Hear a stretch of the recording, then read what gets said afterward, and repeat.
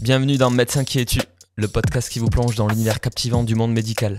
Chaque épisode vous offre un regard intime sur la vie des médecins, leurs défis dans le monde professionnel et leurs passions en dehors des salles de consultation.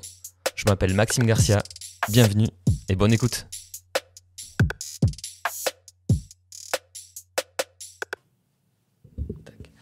Bonjour et bienvenue dans ce nouvel épisode de Médecin qui es-tu. Aujourd'hui, on fait ça avec Anne. Bonjour Anne. Bonjour. Merci beaucoup de prendre un petit peu de temps pour discuter avec moi. Je pensais te présenter, mais je voulais savoir ce que toi tu pensais de ta présentation. Qu'est-ce que tu dirais si tu devais te présenter professionnellement ? Attends, tu te défiles là. Si je dois me présenter, écoute, je dirais juste que je suis médecin spécialisé en pathologie thyroïdienne et que accessoirement à côté, je fais un peu d'entrepreneuriat. Ok. Voilà. On va décortiquer ça parce qu'en effet, l'entrepreneuriat, tu vas nous expliquer si ça débute tôt ou si c'est un aliment des planètes qui s'est réalisé. D'où est-ce que tu arrives avant de commencer les études de médecine ? Ça débute où ? Écoute, je pense que pour comprendre peut-être pourquoi j'entreprends autant, on peut commencer au lycée. Donc moi, j'ai fait un lycée à Paris, bac S, un peu comme nous tous. Et déjà, à ce moment-là, j'ai cette envie, un peu à l'époque, ce que je disais, d'être mon propre patron, d'être la seule, on va dire, maître de ce que je vais faire plus tard. Et à l'époque, j'avais une copine qui faisait des bijoux, qui m'a appris à faire des bijoux. Moi, je suis arrivée chez elle, j'ai dit... Jo, faut qu'on vende tes bijoux. Ouais. J'étais déjà dans ce truc, on va faire quelque chose. Après, on s'est mis à faire de la couture. On allait au marché Saint-Pierre. C'est un marché dans le nord de Paris pour acheter des tissus. On faisait des robes de soirée et on les vendait aux nanas de mon lycée. Donc, je pense que j'ai toujours eu un peu ce truc de créer. Au lycée, c'était absolument pas... concernant gagner des sous ou quoi que ce soit, mais juste de créer quelque chose. Donc, je pense qu'à posteriori, en fait, je l'ai toujours eu. Et la médecine, elle est parallèle de tout ça au début, c'est-à-dire que la médecine, moi, ça n'a jamais été... je veux être médecin depuis mes 5 ans. Mais en fait, quand j'allais voir mon médecin généraliste... il était passionnant, il me racontait sa vie. Lui, c'était un médecin généraliste qui était à la fois libéral et universitaire. Il me disait qu'il relisait les scripts de Dr House. Enfin bref, je trouvais ça trop stylé. Donc je me suis dit, tiens, médecin généraliste, ça a l'air super cool. En fait, arrivant en terminale, quand il fallait commencer à mettre les choix, je me suis dit, c'est un métier qui a du sens, beaucoup de valeurs. Je vais être utile. Et en même temps, j'avais la vision, en effet, du médecin de ville qui avait sa propre petite entreprise avec son cabinet. J'avais pas du tout la vision hospitalière, faut le dire, je savais même pas que ça existait. Donc je me suis lancée là-dedans sans vraiment savoir trop où j'allais. Pour te dire, je savais même pas qu'il y avait un deuxième concours, je savais même pas que le CN existait quand j'ai passé ma P1. Okay. C'est vrai que j'ai un peu déchanté quand je l'ai appris. C'est un peu le cas de nombreuses personnes année après année, et on se rend compte des embûches. Oui, on se dit, je vais faire la première année, c'est la plus dure, et en fait, bon. Mais après, tant mieux, parce que je m'y serais peut-être pas lancée, donc tu vois, c'est pas plus mal. Le concours se passe bien, tu te sens à ta place ? Le concours de première année ? Difficile. Moi, j'ai déjà le monde, la faculté. J'ai trouvé ça dur parce que t'arrives, tu connais plus personne. Moi, j'avais déjà mes copines, mon noyau dur du lycée. Elles ont pas du tout fait ça. Beaucoup de monde. J'arrivais pas trop à rencontrer des personnes. Et puis la P1, en fait, j'ai fait donc 2 premières années. Et la première année, alors que j'étais hyper cool, pas stressée, je pensais que ça allait le faire, etc. Je me suis rendu compte que j'ai eu un résultat catastrophique, à la limite du redoublement. Et en fait, je pense que c'est aussi la première claque dans ma vie de... tu peux pas tout avoir en claquant des doigts, quoi. J'ai jamais pensé ça, mais je m'étais peut-être pas rendu compte à quel point il y a des choses qui étaient difficiles à avoir. Et j'ai un caractère qui fait que j'aime pas qu'on me dise que je peux pas. Donc voilà, moi mes parents m'ont toujours soutenue, m'ont toujours dit tu redoubles pas, peu importe ce que tu fais, on sera fiers de toi. Donc bon, j'avais pas cette pression-là. Et ma deuxième première année, ça a été vraiment extrêmement difficile, psychologiquement, physiquement, mais c'était pas entendable qu'on me dise que je puisse pas faire médecine. Okay. Donc voilà, je me suis donnée à fond et j'ai réussi. Je suis très fière d'ailleurs de ça parce que c'est un peu ma première réussite finalement quand ces concours on les fait jeunes. Mais ça n'a pas été facile parce que je pense que j'ai dû apprendre à travailler. La première année, je savais clairement pas travailler. J'étais volontaire, hein, mais je savais pas. La méthode qui manquait un petit peu. Oui, bah au lycée, j'étais pas une très bonne élève, j'avais pas des obligations de travailler à la maison ou quoi que ce soit, donc bon, je savais pas ce que c'était. Ok. Ouais. Tu rentres en deuxième année, Ouais. on décortique un peu l'externat, ça se passe bien, tu te sens à ta place, ou tu butes sur des choses et tu te dis que finalement, ça le fait pas? Si, Enfin bon, on a tous eu pendant l'externat le qu'est-ce que je fais là? Pourquoi j'ai choisi cette voie? Mais je me rends compte que l'hôpital, surtout, m'apprend énormément. Enfin, je veux dire, on côtoie tout type de personnes. Beaucoup de misère, beaucoup bon, bien sûr, la maladie, la chronicité de la maladie, la douleur. Donc, je pense que là, à ce moment-là, je prends un peu une claque dans le visage en me disant, en fait, la vie, elle n'est pas rose pour tout le monde. Ça m'a, je pense, fait prendre aussi beaucoup en maturité. Et l'importance d'avoir un métier qui, justement, est tourné vers les autres, je pense que là, je me dis, je sais pourquoi je fais tout ça. Mais par contre, je ne vais pas te dire que ça a été facile parce que j'ai trouvé que les études, ça a été difficile. Tu déchantes un peu par rapport à ce qu'on peut voir à la télé, les Grey's Anatomy, tout ça? Non, je n'étais pas une grande consommatrice de ça, mais bon, tu vois, moi, j'ai eu de la chance de jamais avoir été malade. Mes proches, bon, il n'y avait pas eu de maladie grave, donc je n'avais pas trop connu le milieu hospitalier, les questionnements sur la fin de vie, etc. Donc, c'est vrai que là, tu le découvres, même si ce n'est pas au sein de ta famille, je veux dire, t'es prise, quoi, quand c'est des jeunes qui ont quasiment ton âge ou des personnes qui ont l'âge de tes parents, tu vois, quand tu es jeune, tu te projettes, tu te dis, oh là, mais si c'était mes parents, ça pourrait m'arriver, etc. Donc, alors, tu le vis pas de la même manière, c'est sûr, mais bon, ça te fait poser des questions, ça te fait recentrer sur les priorités. Et ça, c'était dur. Moi, j'en parlais beaucoup à mes parents. Je leur disais, arrêtez de vous disputer pour rien. Il y a des gens, ils ont des vies atroces, tu vois. Mais c'était un peu immature, mais bon, je me rendais compte à quel point on avait de la chance aussi. Une sorte de maturité. Oui, enfin, une petite claque dans il va falloir grandir maintenant. Donc ça, finalement, très positif de l'externat. Mais bon, l'externat, c'est énormément de boulot. C'est vrai que moi, j'étais aussi... j'avais besoin de toucher un peu à autre chose que médecine pour pouvoir apprécier médecine. Donc, c'était dur de tout gérer. C'est-à-dire, tu faisais quoi à ce moment-là? Il y avait quoi comme activité extra-médecine? Extra-médecine, à ce moment-là, j'avais monté donc, une petite marque de bijoux parce que ma copine m'avait appris à faire des bijoux. Et donc, ça me permettait justement de gagner un peu de sous pour pouvoir être autonome et de me payer mes livres, mes vacances, mes fringues. Okay.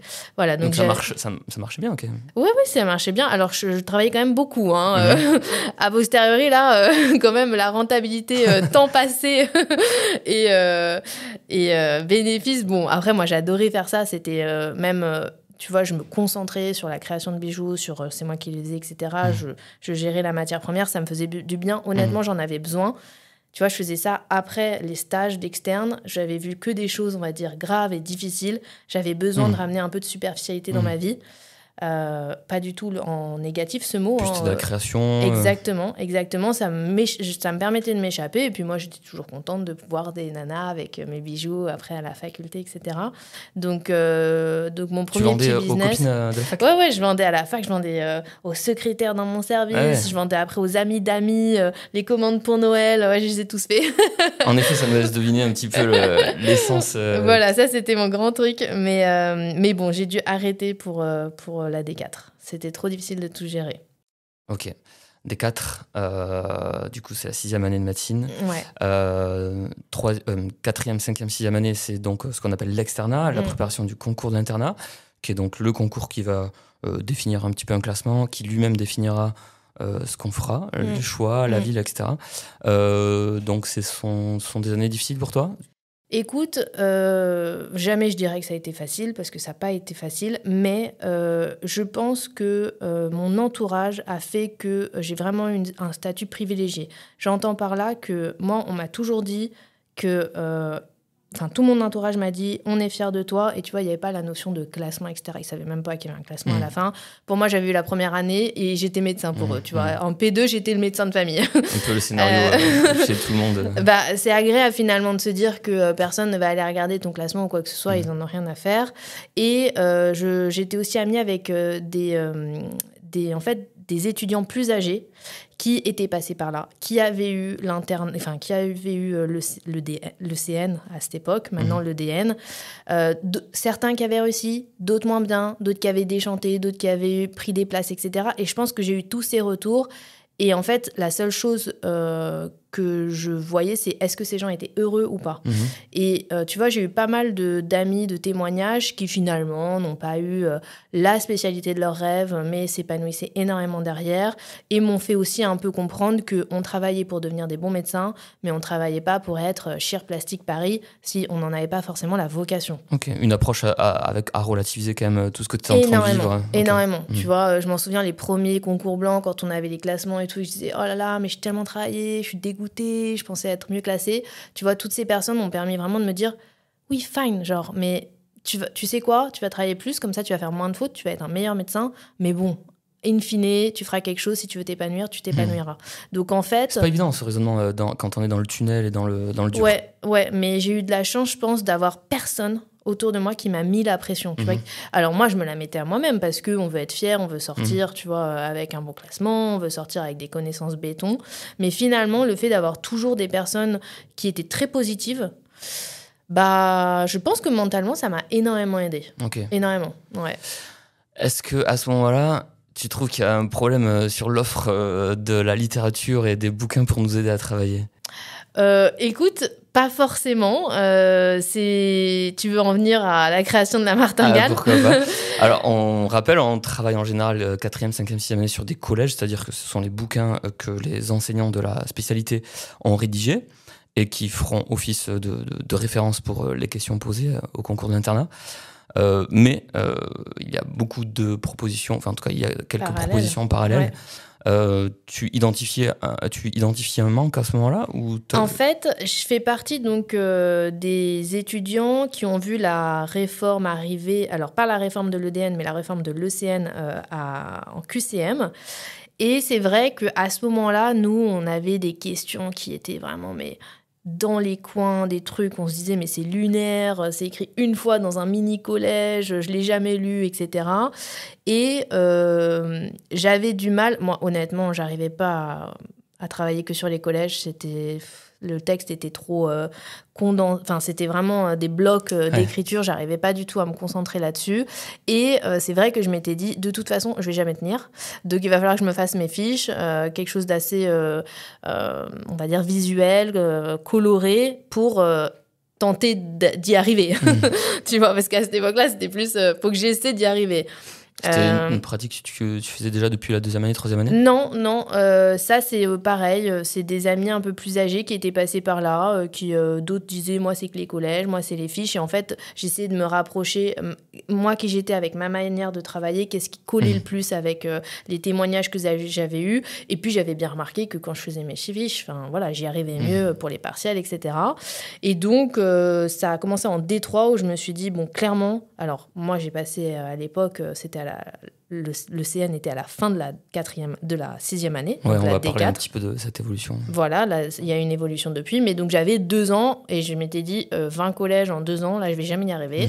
Donc, c'est à ce moment-là que j'ai tout fiché. Mais très, on va dire, très égoïstement pour moi. Hein. Là, vraiment, il n'y avait pas d'arrière-pensée la martingale, il n'y avait pas d'arrière-pensée d'entrepreneuriat derrière. Je l'ai fait pour moi, pour essayer d'être meilleure, quoi. Ok. Et le concours arrive. Est-ce que tu es prête ? Est-ce que ça t'a impacté ? Parce qu'il y a eu quelques épisodes où on voit que les 4-5 derniers mois, avant le concours, il y a beaucoup de choses qui s'effondrent et c'est souvent compliqué. Alors, écoute, je crois que moi, les 4-5 derniers mois, j'étais en mode, OK, dans 4-5 prochains mois, là, je suis libre. Ouais. Donc, je crois que j'avais plus ce truc, dans 5 mois, je suis libre. Je m'étais un peu mis en tête, tu réfléchis pas, tu travailles, t'en as pour X mois, tu vois. J'étais un peu dans un tunnel où déjà, je côtoyais quasiment plus personne de la faculté parce que tout le monde était tellement stressé, tout le monde parlait que de ça, des classements, etc., que ça m'angoissait. Exactement. Et donc, je m'étais mis dans une espèce de routine que j'étais bien contente d'arrêter après. Mais tu vois, je vivais chez mes parents, je travaillais, j'attendais la pause pour voir mes parents, etc. Mais je réfléchissais à rien. Et je me disais juste, travaille, on verra bien, quoi qu'il derrière, tu feras quelque chose que tu vas aimer. Ok. Ouais, moi, j'ai beaucoup cette mentalité. Donc, très bien, ça paraît très productif et très... on est en plein JO, il y a Léon Marchand qui apparemment est dans une volonté de kiff à chaque fois qu'il nage et peut-être que c'est... Alors, je sais pas si je peux me permettre de me comparer. Je l'ai fait, c'est moi qui l'ai fait. J'ai fait la comparaison. Mais apparemment, c'est quelque chose de très positif, quoi, cette volonté de donner un peu de légèreté. Oui, et ça donne de la productivité plus que de se mettre une tête au carré. Énormément, ouais. Parce que je n'aime pas trop considérer les choses comme des échecs. C'est-à-dire que, bah oui, il y a des moments où tu réussis plus ou moins bien, mais tu vois, je considère, moi, aujourd'hui, avec le classement que j'ai eu, c'est peut-être la meilleure chose qui me soit arrivée dans la vie, parce que j'ai été à environ 3000 sur 10 000. Donc, j'ai pris endocrinologie, qui est une spécialité qui m'a laissé le temps à côté de faire mon entrepreneuriat, qui me permet, moi, d'être extrêmement épanouie. Tu penses au moment des choix de l'entrepreneuriat, de te dire je dois avoir un peu de temps quand même pour des projets, pour kiffer à côté d'autres passions? Alors, j'y pense pas en mode avec exactement ce que je veux faire à côté, mais je sais, je me connais et je me dis de toute façon, médecine, si tu veux continuer à t'épanouir en médecine, tu peux pas faire que ça. Donc, il me faut aussi une spé où, par exemple, tu vois, c'était hors de question que j'ai une spécialité à garde, une spécialité où il n'y a que des astreintes, où il y a des gestes hyper techniques et stressants. C'était impossible pour moi. Après, les raisons, tu vois, parce que derrière, je veux faire la martingale, non, c'était pas encore figé, mais c'était ma qualité de vie doit prendre le dessus pour que je puisse être un bon médecin. Moi, je veux une sorte de maturité quand même, de recul hyper sain, puisque à chaque fois, dans toutes les étapes qu'on vient de passer, tu as eu ce recul de te dire te mets pas dans le rouge ou préserve-toi, y a d'autres choses plus importantes. Parce que je pense que les peu de fois où je me suis mis dans le rouge, j'étais archi contre-productive et je m'en suis rendu compte très vite que c'était pas fait pour moi. Tu vois, par exemple, beaucoup de compétitions, même entre amis au moment de la D4, moi, c'était contre-productif. C'est-à-dire que je me mettais en mode compétition, j'arrivais dans les dernières, je me prenais pas la tête, voilà, j'ai envie de réussir, les autres peuvent réussir tout aussi bien que moi, je m'en fiche, le but c'est que j'arrive à quelque chose où je suis satisfaite, et bah là, j'arrivais à briller. Tu vois, en fait, j'ai jamais voulu faire de la compétition, j'ai jamais voulu entre guillemets écraser les autres parce que je me suis rendu compte que c'était complètement contre-productif. Tu vois, la P1, la première année de médecine, moi je m'en souviens, mais enfin, les gens, ils étaient, ils se donnaient pas les tips, ils avaient trouvé des trucs, quoi que ce soit. C'était hyper compliqué d'avoir des amitiés sincères. Mais alors moi, ça, c'était pas mon truc. En fait, si tu dois réussir en médecine, tu le réussiras, quoi qu'il. C'est pas parce qu'un tel t'a dit qu'il fallait pas lire cette page ou je ne sais quoi que tu vas pas y arriver. Donc voilà. Ok, super intéressant. Très bien, l'été arrive, après le concours. Tu choisis tout ça, ça s'installe, la martingale, on va discuter après de ce que c'est la martingale, mais là, il y a quelque chose qui se concrétise, il y a quelqu'un qui te demande ce projet, comment ça apparaît au premier plan?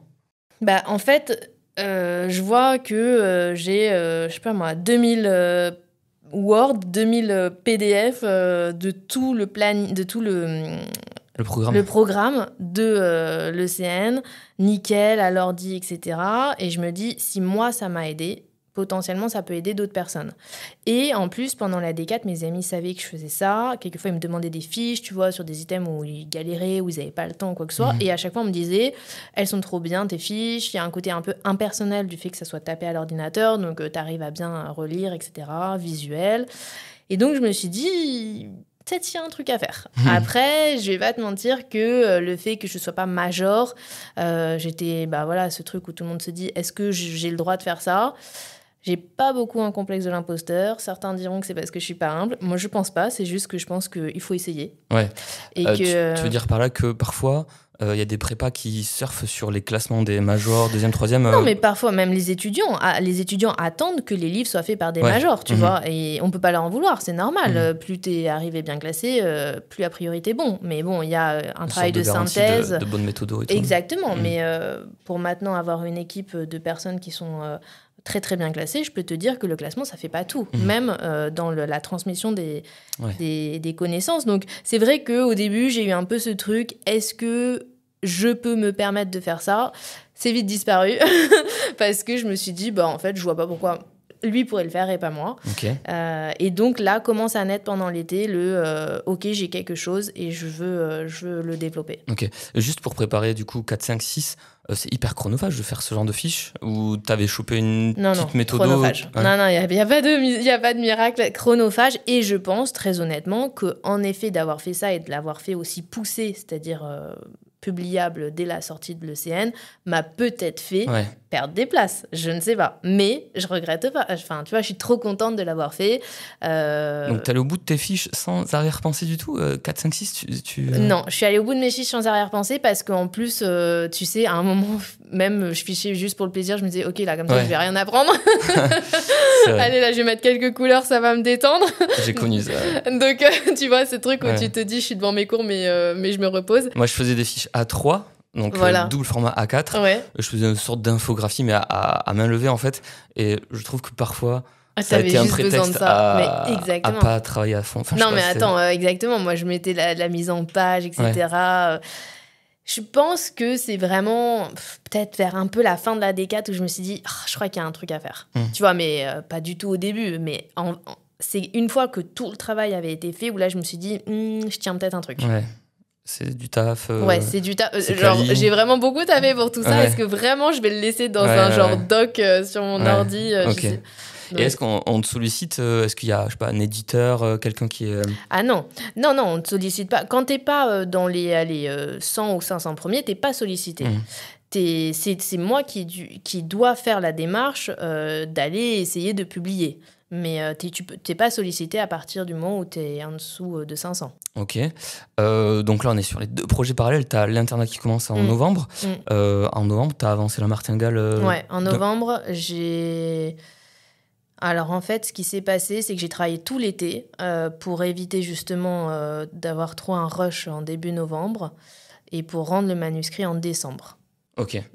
À quelqu'un de particulier ou... À mon éditeur qui est Ellipse, donc Brieux Bénézé. C'est le directeur d'Ellipse que j'ai rencontré pendant l'été. Que tu avais sollicité toi. Que je suis allée solliciter. Je lui ai dit, c'est moi, personne d'autre. Faut me faire confiance. Incroyable, Faut l'appeler la martingale. Je vous jure, la martingale, c'est trop bien.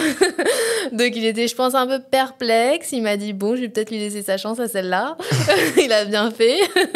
Mais tu lui livres le travail, tu montres tout ce que tu as fait. Je montre tout ce que j'ai fait. J'arrive avec vraiment tout imprimé. Donc ça faisait 2 énormes livres. En plus, quand tu imprimes toi-même, tu sais, c'est énorme. Ouais.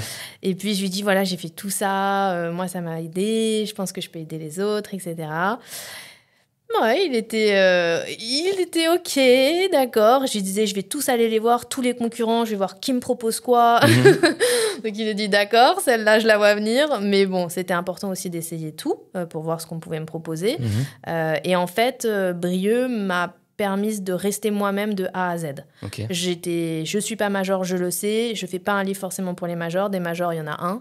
Et puis après, il y en a 900 autres qui cherchent aussi à juste réussir. Moi, je suis d'accord avec toi. C'est pas du tout une garantie de savoir faire des fiches ou de savoir travailler de façon synthétique, etc. Bien sûr. Donc, c'est un peu dommage quoi, que...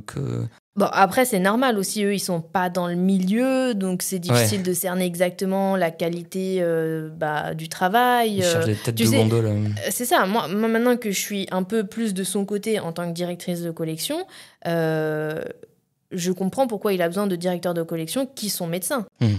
Tu vois, et qui sont pas loin des études. Parce que, en fait, pour eux... tout se ressemble, tu vois ce que je veux dire. C'est vachement dur de voir si vraiment le travail est bien fait quand t'es pas du milieu.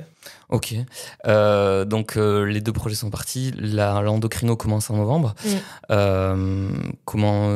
là, t'es OK avec les 2 projets. Tu sens que t'as bien travaillé sur les derniers mois et c'est parti. Ouais. L'internat, pour moi, le début de l'internat, ça a été...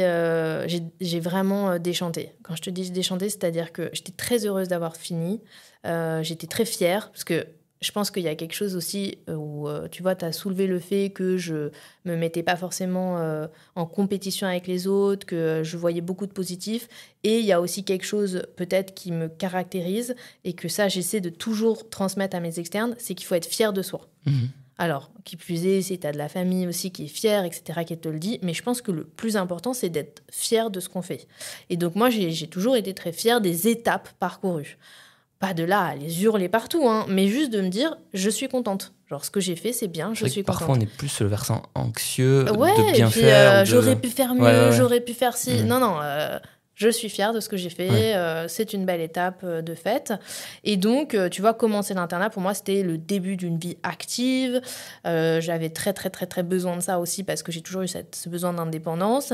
Et en fait, l'hôpital, c'est vrai que de temps en temps, les équipes, c'est pas toujours bienveillant. Je me suis retrouvée dans un premier stage très particulier où moi j'avais la joie de vivre, la joie d'être ici, de tout apprendre. Et on n'a pas été très bienveillant avec moi. Heureusement, je suis bien entourée et j'en ai beaucoup discuté autour de moi. Mais c'est vrai que, waouh, claque. Ouais. Claque, vraiment une claque. Et puis après, je change de stage, ça se passe beaucoup mieux, beaucoup plus, tu vois, des personnes plus humaines, etc. Mais novembre, franchement, je me souviendrai toute ma vie de ce premier semestre où je me dis, j'ai fait tout ça pour ça. Je me suis dit, non, mais genre, c'était pas du tout le plan, là. On a discuté avec un épisode avec Valentin, où on disait qu'il y avait une place énorme aux études de médecine, mais qu'à fortiori, on voit bien qu'il y a plein de gens qui déchantent, et on comprend pas trop, enfin si, forcément, parce qu'il y a un statut social, etc., évidemment, mais force est de constater que ça déchante beaucoup et on est impacté parce que on s'y attend pas. On s'y attend pas. Parce que je pense que quand on est externe, on voit pas vraiment ce que c'est le milieu professionnel dans lequel on est. Tu vois, on est là le matin, après on part, donc niveau responsabilité, t'en as peu, voire pas. Les conflits de service, etc., tu les touches pas. Enfin, tu vois qu'il y en a un qui est caractériel ou que l'autre gueule souvent, mais tu les vis pas, tu vois. Les interactions humaines sont encore un peu à distance, quoi. Ouais, c'est ça, vraiment.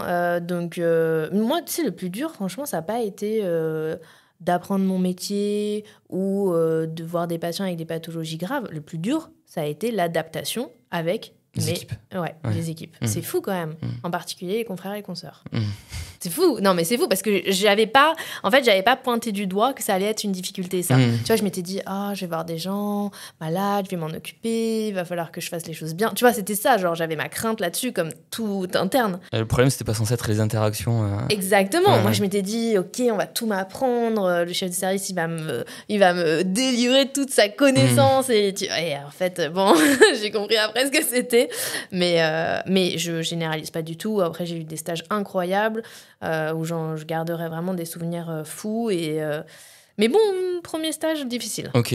On n'a pas discuté de pourquoi la martingale. Parce que je te cache pas, je connais un podcast, la martingale, donc de finance, etc. Ah oui, là, ouais. Et tu t'es dit, mais pourquoi elle a appelé ça comme ça? C'est quoi le délire autour de martingale? Alors, j'ai vu une petite définition, c'est un peu un délire de finance, c'est ça? Non, moi j'ai une autre définition. En fait, mon film préféré, que j'ai dû regarder 3 ou 4 fois pendant la D4 vraiment pour que ça ressorte, c'était Casino de Scorsese. Okay. Et à un moment, Al Pacino, il narre un peu, tu vois, ce qui se passe dans ces casinos. Et il donne la définition de la martingale. Parce que en fait c'est une technique de triche où tu comptes les cartes au jeu d'argent pour t'assurer un bénéfice certain. Et quand je sais pas, au bout peut-être du 3e visionnage sur toute mon année, je mets sur pause et je me dis stylé ce nom. Tu vois, la martingale, ça veut dire, enfin faire une martingale, c'est tu triches un peu pour être meilleur. Okay. Bon, bien sûr, c'est illégal dans les jeux d'argent. Et en fait, je m'étais dit, si un jour je publie mes fiches, faut que je me démarque un peu du nom. Je peux pas l'appeler Major. Enfin, tu vois, médecine, tout en un pour tous. Enfin, tu vois, tous ces noms qu'on connaît déjà. Et donc, je m'étais dit, j'appellerais ça la martingale. Okay. Il y a un côté M comme médecine. Martingale, personne ne sait ce que c'est, mais en même temps, t'es curieux de te dire, mais pourquoi la martingale? Alors, j'avais pas prévu qu'on m'appelle comme ça. J'aurais peut-être trouvé un nom un peu plus sexy.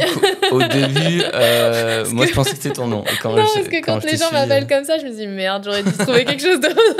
Je pensais qu'on allait appeler mes livres comme ça, mais pas moi. Parce que je pensais pas aussi qu'il allait avoir tout ce Anne la martingale, du coup. Oui. C'est la martingale. Quand on me dit ça, je me dis, mince, franchement, j'aurais trop dû trouver un nom plus stylé. Mais donc, c'est sorti comme ça, via ce film, où je me suis dit, j'aime bien cette définition, c'est un peu différent, et je voulais surtout faire quelque chose de différent. Et voilà. Ok. Comment ça se passe quand tu lances, parce qu'il y a toute un pan de com autour de ce que tu lances. Enfin, ça, c'est la maison d'édition qui s'en occupe? Non, du tout. Là, il faut savoir que, et d'ailleurs pas que dans le milieu de médecine, hein, la maison d'édition a des commerciaux qui font le tour de la France pour aller dans les librairies. Mais bon, tu vois, ils vont à la FNAC ou dans la librairie médicale à côté de la fac, mais ça reste, on va dire, un peu à l'ancienne. Donc c'est vrai que là, je m'étais dit, je pense que personne va entendre parler de mon travail si j'en parle pas moi-même. Et donc, à ce moment-là, tu sais, il y avait très peu de personnes sur les réseaux sociaux. Et j'avais déjà utilisé les réseaux sociaux pour parler de ma marque de bijoux. Ouais. Et j'avais vu que les gens, quand je les mettais en photo, ils aimaient bien, ça faisait des interactions, d'autres personnes me contactaient pour savoir ce que c'était, etc. Donc, j'avais à une mini-échelle, hein, évidemment, j'avais un peu compris que les réseaux sociaux, il y avait quelque chose à faire. Et puis, c'est vrai que moi, je suis des nanas, enfin des créatrices de contenu qui ont elles-mêmes leur marque. Donc, je suis pas mal de nanas qui entreprennent, on va dire, via les réseaux sociaux. Et en fait, je me suis dit, bon, ces filles, elles vendent des fringues ou des bijoux. Je vois pas pourquoi on pourrait pas parler de livres. Et donc, à ce moment-là, je me dis, il faut peut-être que je me mette moi-même sur les réseaux pour pouvoir au moins parler de ce que j'ai fait. Donc, j'ai débuté de manière anonyme. Et en fait, il y a eu un boom quand j'ai commencé à, on va dire, humaniser tout le projet, parce qu'en plus, je racontais ma propre expérience, les choix des spécialités, etc. Et ça, je pense que ça leur a plu parce que ça m'était aussi peut-être... tu vois, peut-être qu'ils se sentaient plus proches aussi, je sais pas, hein, mais ça m'a permis en tout cas de faire connaître mon travail. Ouais, humaniser, c'est le bon terme. En effet, si tu publies que des livres... Ouais, tu vois. C'est-à-dire que des livres dans une librairie, t'en as plein. Ouais. Pourquoi lui ? Ouais. Alors, j'avais dit, je veux qu'il y ait de la couleur, je veux que ça soit pétant, qu'on voit que lui. Mais malgré ça, tu peux tout envoyer, ça peut être non, bien sûr, c'est sûr que ça peut ne pas suffire. Donc, c'est sûr que je m'étais dit, je pense que je peux pas juste compter sur ma réputation, j'en ai pas. Sur mon classement, oui, il est bien, je suis très fière, mais peut-être que ça va pas suffire. Et donc, c'est pour ça que je me suis dit, les réseaux, c'est peut-être un tremplin. Tu lances en quelle année, on a dit d'ailleurs Eh bien, je rends le manuscrit en 2018 et il sort en 2019. Ok. Donc, première année d'internat. Je sors mes 2 bouquins. Ok. Et donc, là, tu te penches sur les étudiants de 6e année de médecine, parce que c'est un peu tes clients, entre guillemets. Oui, bien sûr. Les clients, c'est donc ceux qui préparent l'internat et... c'est ce qu'on appelle une cible commerciale. Une cible commerciale. Voilà. Et tu vois qui achète plus ou qui consomme plus, 4e, 5e ou 6e année ? Alors, pour moi, oui, les fiches, c'était vraiment début d'externat. Et il y avait du 5e et 6e année, tu vois, des personnes qui n'avaient pas trouvé leur bonne technique de travail, qui n'avaient plus le temps de faire tous les collèges. T'as des stats là-dessus sur un peu qui consomme ou pas ? Oui, j'ai des stats. Mais alors après, les stats de 2019, je m'en souviens peut-être plus. Mais en tout cas, ça va donc plus sur l'externat. Et au fur et à mesure, les externes qui sont passés internes en parlent aux plus jeunes. Et les plus jeunes se disent, il me faut mon livre de fiches dès le début. Et donc, de là, c'est tous les étudiants en médecine qui utilisent. Ok. C'est comme ça qu'on grandit et qu'on se fait connaître. Donc, le projet a maintenant 5 ans, finalement, 5-6 ans. Ok. L'endocrinologie, tu poursuis, tu commences à t'épanouir quand même, tu donnes de la spécialité dans tout ça. Je m'épanouis énormément dans ma spécialité. Je suis très, très, très contente, tu vois, d'avoir choisi cette spé où, très honnêtement, j'étais jamais passée en stage. Je m'étais énormément renseignée pendant l'été avec des médecins libéraux, des médecins hospitaliers, des PU, des internes. Enfin, tu vois, j'avais vraiment, on va dire, essayé de regarder tous les pans de la spécialité. Et tout mon internat, finalement, à part mon premier stage où j'ai déchanté, et puis je me suis aussi rendu compte de ce qu'on attendait de moi à l'hôpital, je l'ai très bien vécu. Vraiment, je le dis, moi j'ai très bien vécu mon internat et des moments bien sûr plus difficiles que d'autres, mais passionnant. Ok. Le format actuel de la martingale par rapport au début, est-ce qu'il y a eu une évolution ? Au début, c'est livre. Alors non, dès le début, il y a un format numérique parce que je me dis, en fait, le livre c'est bien, mais les livres c'est lourd. Quelquefois, tu es dans les transports... t'as pas le courage de prendre tes 2 livres qui pèsent je sais pas combien, et donc d'emblée avec la sortie du livre, j'avais créé une application pour que les étudiants puissent avoir finalement leur livre en version numérique, hors ligne, pour qu'ils puissent bouquiner même dans le métro. Et donc j'avais sorti ça en même temps. Mais là, pareil, qui t'aide ou c'est toi qui es motrice dans tout ça Alors, qui m'aide des pros. Hein, je pense que quand on veut entreprendre, il faut connaître ses propres limites. Donc, je ne sais pas faire du développement. Je ne sais pas développer des applis. Surtout que développer des sites internet et des applis, c'est bien différent. Donc là, je me rapproche d'un développeur qui me crée donc 2 applications que je paye, évidemment. Ouais, c'est ça, c'est qu'il y a des frais initialement. Ah bah, je te dis pas que mes salaires sont tous passés là-dedans. Hein. Ouais. C'était qui tout double. Hein. J'avais 0 sur mon compte en banque. Hein. Parce que oui, il fallait que je paye tout ça. C'est ça, l'entrepreneuriat aussi. Bah, bien sûr, non, mais c'est prendre des risques. Et on peut pas... Enfin, c'est pas tout rose. Hein. Il y a eu des moments très difficiles, des difficultés de communication. Tu t'es dit, qu'est-ce que je fais? Pourquoi je me bats Non, mais dans même des craintes, quoi. Des craintes de tout faire, que rien ne marche, ouais. etc. Donc oui, c'est vrai que moi, j'avais des sous de côté avec ma petite marque de couleurs d'été et tous mes premiers salaires, ça partait là-dedans quasiment. Okay. Donc c'est sûr que je suis pas partie en vacances pendant plus d'1 an. Hein. Okay. Mais c'était une volonté parce qu'en fait, moi, pendant tout mon externat, je créais mes fiches sur mon ordi et j'utilisais une tablette. Et j'aimais beaucoup travailler sur tablette. Je trouvais ça confortable, je pouvais l'emporter partout. C'était pas aussi lourd que des fiches imprimées. À l'époque, je les imprimais. Et donc, j'avais envie aussi de fournir cet outil. Ok. Je te suis sur Instagram. Tu travailles énormément pour mettre à jour, parce que ça aussi, c'est une particularité de ton projet et du secteur dans lequel tu travailles, c'est que malheureusement les études de médecine ça évolue tout le temps. Évoluent. Là, tu peux nous raconter d'ailleurs le format actuel du concours de la 6e année? Eh bien, écoute, finalement, le changement majeur, c'est qu'il a été avancé au début de la 6e année et les connaissances ont été un peu, on va dire, rangées par catégorie, des connaissances indispensables et d'autres un peu plus spécialisées, en y associant ce fameux concours qui se passe aussi à l'oral, les ECOS. Ok, tu t'es adapté à ça, c'est possible? Bien sûr. Ouais, c'est indispensable. Et c'est là où il faut plus le faire seul. C'est pour ça que la martingale, aujourd'hui, c'est pas que moi. Aujourd'hui, c'est 80 auteurs. Ah ouais, ok. Voilà, donc parce que je peux pas faire un concours que je n'ai jamais passé. Alors, je suis capable de dire si les livres sont bien construits, si c'est bien fait, si c'est bien écrit. Mais je pense qu'il faut aussi prendre des personnes plus expérimentées. Et donc, tout l'intérêt de l'équipe, maintenant, la martingale, avec chacun sa spécificité, ce qu'ils préfèrent. Tu vois, j'ai des auteurs qui adorent la LCA, d'autres qui sont très méthodo, d'autres c'est l'oral, enfin tu vois. Et du coup, pour parler un petit peu de cet organigramme, tu chapeautes des internes, des néo-internes qui sortent du concours pour être au plus proche de la problématique, en fait. C'est comme ça que tu recrutes? Ça va être des néo-internes, ça va être des internes assez jeunes, même des internes dernier semestre, ça va être des jeunes chefs de clinique, ça va être des PUPH, ça va être des MCU. Okay. En fait, c'est vraiment des personnes qui ont tous une envie commune, c'est de transmettre. Je pense que c'est vraiment, tu vois, transmettre une pédagogie, une manière aussi de comment est-ce qu'on apprend.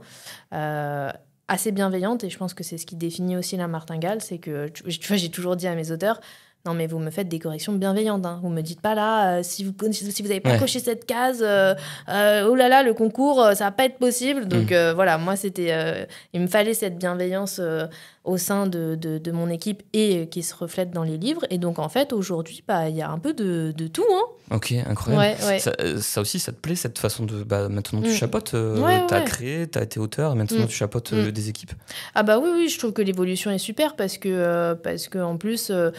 moi, je suis très contente d'avoir mes livres qui marchent, mais en fait, quand aussi je vois des auteurs qui ont un livre qui cartonne, ou ils voient ensuite les étudiants avec, je sais ce qu'ils ressentent parce que c'est exactement ce que je ressens moi, et pouvoir leur offrir ça parce qu'aujourd'hui, la martingale, ça a une image, que c'est connu, que en 24 heures, en une story, quasiment la France entière sait que il y a un nouveau livre qui sort ou quoi que ce soit, c'est pour ça, en fait, la martingale. Incroyable. Ouais. Okay. Alors, je le savais pas il y a 5 ans, mais que ça ait pris cette évolution, c'est incroyable.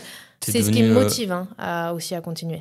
T'es devenue un peu, alors je sais pas, il y a un peu de modestie évidemment, mais une des référentes de la préparation à l'internat. Écoute, avec plaisir. Non, mais oui, c'est sûr que... c'est monté en puissance de fou, quoi. Oui. Bah, c'est sûr que c'est... Bah, au début, on a commencé avec un livre dans la collection. Après, on en a fait un deuxième. Et puis après, 5 d'un coup, 10 d'un coup. Maintenant, on est à 40 livres. Donc oui. 40 livres donc à mettre à jour chaque année? Non, il y a des livres qui se mettent plus ou moins à jour. Tu vois, par exemple, les entraînements, c'est pas des choses qui vont changer du tout au tout. Ce qui est vraiment, c'est les cours qui peuvent changer. Tu vois, la LCA... C'est pas un livre qui va du jour au lendemain être obsolète. Donc, il y a quand même des livres qui sont plus sujets à la mise à jour que d'autres. Ok. Mais tu vois, l'année dernière, il fallait absolument pouvoir proposer aux étudiants de quoi s'entraîner pour les écos. Clairement, les facultés n'étaient pas au rendez-vous. Il n'y avait aucun livre sur le marché. Bah, c'est sûr que nous, les livres, quand ils sont sortis, il y a toute la promotion de D4 qui l'a acheté. Ok. Incroyable. J'ai félicité tous les auteurs. Je leur ai dit, les gars, c'est très bien. Ah bon, tu crois? Oui, c'est très bien. Ouais. Ils n'arrivent pas toujours à se rendre compte si c'est bien. Mais oui, c'est incroyable. Ils ont travaillé tout l'été. Ils ont sacrifié tout leur été pour ça. Bon, c'est mérité.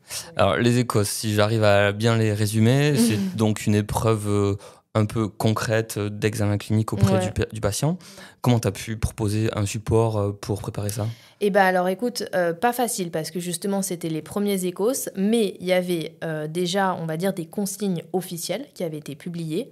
Il y avait pas mal de facs qui avaient déjà préparé leurs étudiants, tu vois, pas juste les étudiants de 6e année, mais des étudiants plus jeunes.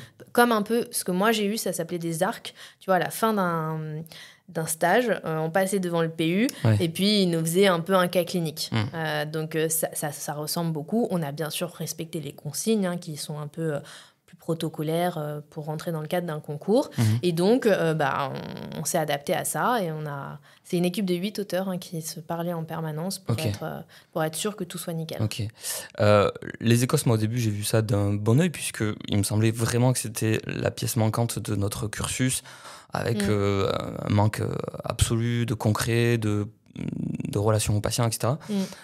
Malheureusement, ça a fait un petit flop en termes d'égalité de notation. Tu peux nous raconter? Alors, je ne sais pas si ça a fait un flop. Tu vois, là, tu me demandes de prendre un parti. Honnêtement, je ne suis pas après moi dans les hautes sphères pour dire si oui ou non, vraiment, ça s'est bien... Est-ce qu'au final, ça a été compliqué? Écoute... moi, j'ai les retours des étudiants et je trouve que c'est assez intéressant de voir que quelquefois, on entend beaucoup de négatifs et que finalement, les retours sont plus positifs. Donc, c'est vrai que je craignais un peu pour eux de ce côté, il fallait tout mettre en place, il faut trouver des patients standardisés, des soignants standardisés, etc. Pour une première fois, c'était pas facile. Et finalement, tu vois, moi, avec tous les retours que j'ai via mes réseaux sociaux, j'ai l'impression... Tu vois que les étudiants étaient extrêmement stressés à l'idée qu'ils jouent, entre guillemets, leur vie ou leur spécialité avec ça, mais qu'à posteriori, une fois que c'est passé, il y en a beaucoup qui ont trouvé que ça s'est très bien passé. Okay. Mais c'est vrai qu'on entend beaucoup de choses négatives. Moi, je pense que les facultés vont faire chaque année, tu vois, encore plus d'efforts pour que ça soit parfait et que ça va probablement le devenir. Mais figure-toi que contrairement à tout ce qu'on a pu lire, tout ce qu'on a pu voir, moi, les retombées que j'ai, elles sont positives. Ouais. Il y a ceux qui gagnent des places, ça c'est cool, mais si tu gagnes des places, ça veut dire que certains vont en perdre. Exactement. Et je pense qu'il y a une grosse frustration de perdre des places. Évidemment, évidemment. Mais après, tu vois, en étant pragmatique, est-ce que vraiment ça s'est bien passé dans ma faculté? Alors, tu entendras toujours des histoires un peu loufoques où tu te diras, ouh là là, mais c'est bizarre. Mais globalement, moi, j'ai eu de très bons retours. Okay. Même sur l'organisation, tu vois. Ok. Concernant l'Andoc, là, tu as quel poste actuellement? Alors là, je suis chef de clinique assistant, donc c'est un poste que tu fais après l'internat. Ça peut être 2 ans, 3 ou 4 ans. Donc moi, j'ai signé pour 2 ans et donc je finis en novembre. Ok. Voilà. Est-ce que dans cet esprit d'entrepreneuriat, tu vises du libéral pour être ta propre chef ou pas? Je vise du libéral depuis que j'ai fait la première année. C'est-à-dire que pour moi, la médecine, c'est la médecine de ville. J'aime beaucoup la médecine hospitalière, donc je ferai une activité mixte, mais il ne m'est jamais venu à l'idée qu'un jour, je ne sois pas médecin en ville, tu vois. Donc, oui, j'y pense depuis très longtemps.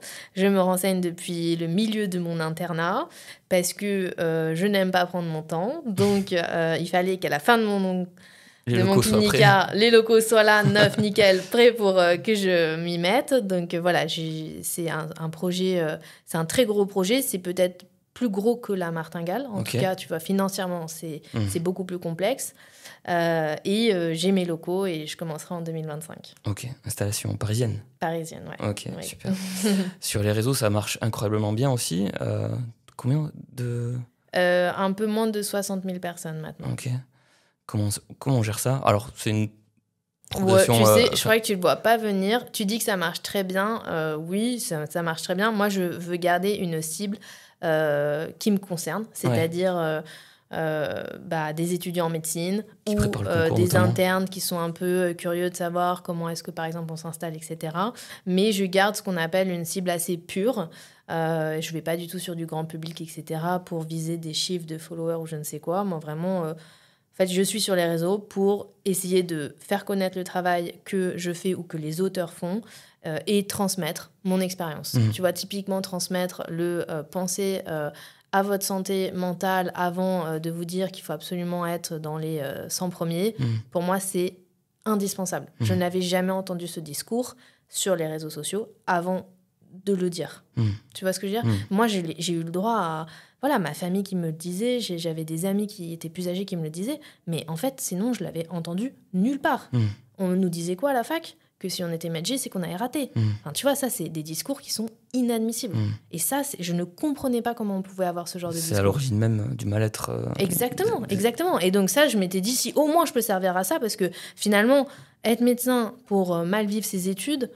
Enfin bon, après, on finit par être de mauvais médecins, hein, tu vois. C'est quand même un paradoxe très présent. C'est ça. Donc, et c'est vrai que ça, c'est quelque chose qui me rendait folle. Je me disais, mais pourquoi Tu vois, il y avait beaucoup aussi de critiques sur les personnes qui voulaient faire de la médecine de ville, etc. Enfin, je me disais, mais en fait, on a tous besoin de tout le monde. Okay. Donc, on n'a pas besoin de se marcher les uns sur les autres. Et donc, je m'étais dit, ces comptes, ils vont pouvoir peut-être aussi servir à ça. Ok.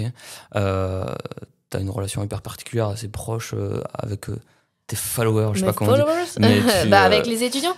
Quand tu dis que tu humanises, et c'est vraiment le cas, moi je le ressens comme ça, voilà, comme tu dis, des bouquins, il y en a partout dans les librairies, mais quand on achète un bouquin de la Martingale, on sait que t'es là en fait. C'est plus présent chez toi que chez quiconque. Oui. Écoute, moi je trouve ça important. Ouais, je trouve ça important, tu vois, ils ont une question, ils peuvent direct m'écrire. Alors, je dis pas que je réponds dans la seconde, hein, mais je réponds très vite. C'est important, quelquefois j'ai eu des petits messages aussi en mode je suis au bout du tunnel, j'en peux plus, est-ce que tu as des conseils? Alors, en fait, je peux avoir, soit je réponds directement, soit par exemple j'en reçois 3, 4, 5 dans la même journée, là j'en fais un sujet, pour leur remonter le moral aux troupes, quoi. Mais je peux pas répondre à tout le monde parce que je reçois beaucoup de sollicitations, mais au moins je vois un peu la tendance, tu vois, les avant-examens, je vois les étudiants sont hyper stressés, je reçois des messages d'angoisse, etc. C'est le moment de leur rappeler justement qu'ils font tout ça pour devenir des médecins et pas pour un chiffre. Ok, super. Pour résumer, la Martingale, allez, tu nous résumes un petit peu l'offre Écoute, la Martingale, je dirais que c'est une aide pour devenir médecin. À la fois sur du digital, du numérique. Maintenant, je suis associée à Hippocampus. C'est une prépa qui est très humaine, qui est à taille humaine, qui est toujours en train d'essayer de faire au maximum pour les étudiants et je suis très contente de travailler avec eux. Donc, il y a l'offre digitale, il y a l'offre plus standard papier parce que on a tellement de choses à apprendre qu'on aime bien tourner des pages. Ouais. Et ça, je pense qu'en médecine, c'est pas près de partir. Ça se conserve à la vente. Énormément. C'est même les étudiants qui me demandent. Hein. Ils me disent c'est bien les écrans, mais quand est-ce que les livres sortent quoi. C'est vraiment une demande de leur part. Et puis voilà, c'est maintenant une équipe, je te dis, de 80 auteurs, 40 ouvrages. T'es toujours à la tête de la partie en doc ou t'as passé la main? La partie en doc, j'ai direct passé la main à deux copains qui ont fait l'internat avec moi. Je leur ai dit, les gars, j'ai pas le temps d'écrire, mais je vous fais confiance les yeux fermés. Okay. Et ils ont pris beaucoup de plaisir à le faire, ce livre. Okay. Donc voilà. Anne, merci beaucoup. Anne Charon ou Anne la Martingale. Comme tu veux. Merci, c'était passionnant, c'était cool. Merci pour ton énergie et bonne route à la Martingale et puis bonne route... pour la suite professionnelle, côté médical aussi. Merci, c'est très gentil Maxime. Et merci d'avoir accepté tout ça, de m'avoir proposé de parler de moi. Mais c'est très cool. Et puis, je pense que ce qu'il faut retenir, c'est que vous faites médecine, ne vous trompez pas sur pourquoi vous avez choisi médecine. Et surtout, l'entrepreneuriat, c'est pas pour tout le monde. Ouais. Donc, c'est bien de discuter de tout ça, mais ça doit pas créer des complexes de « moi, j'ai pas fait ça ». Ah, ok. Tu vois, parce que quelquefois, on me fait beaucoup parler de ce que j'ai fait, etc. Ça me fait plaisir, je partage. Mais je pense que c'est ce qui m'anime et c'est ce qui me permet de me sentir bien en moi, de me sentir épanouie. C'est un truc au fond de toi que... C'est ça, mais ça veut pas dire que c'est bien pour les autres. Et ça, c'est important. On va finir sur ça. Merci beaucoup. Et puis, à bientôt, tout le monde, pour de nouveaux épisodes. Merci. Voilà, c'était un épisode de Médecin qui es-tu. Merci d'avoir écouté. Je vous invite à vous abonner en cliquant sur la petite clochette. Comme ça, vous serez averti de la sortie de nouveaux épisodes. À bientôt.